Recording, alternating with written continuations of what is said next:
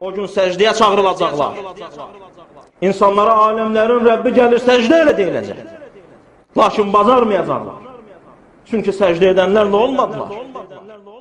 نقول بيننا وبينكم السلف بيننا وبينكم الكتب كان أحمد يقول البدع بيننا وبينكم الجنائز. Allah subhanahu wa ta'alanın qarşısında diz çökmədi. Allah subhanahu wa ta'alanın qarşısında belin bükmədi. Allahın ona verdiyi ən şərəfli üzünü və başını Allah üçün alçaldmadı. Vallahi fikirləş və bil, yəqinlə bu dünyada özün üçün saydığın ən şərəfli yer başını Allah üçün alçaldarsan ki, alçalma günündə, qiyamət günündə, rəzil olma günündə Allah səni ucaltsın. Çünki o gündə insanlar səcdəyə çağırılacaqlar. Bu dünyada Allah subhanahu sənə əmr elədi.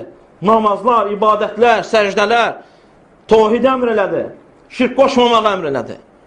Və Allah subhanahu orada da səndən səcdəni istəyəcək. O gün səcdəyə çağırılacaqlar. İnsanlara aləmlərin Rəbbi gəlir səcdə elə deyiləcək. Lakin bacarmayacaqlar. Çünki səcdə edənlərlə olmadılar. Məskən olaraq meçidləri seçmədilər. Yer olaraq meçidlərə getmədilər. Pis yerlər seçdikləri kimi cəza əməlin növündən olacaq. Cəza əməlin növündən olacaq.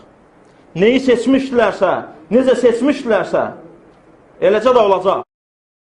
يَوْمَ يُكْشَفُ عَنْ سَاقٍ وَيُدْعَوْنَ إِلَى السُّجُودِ فَلَا يَسْتَطِيعُونَ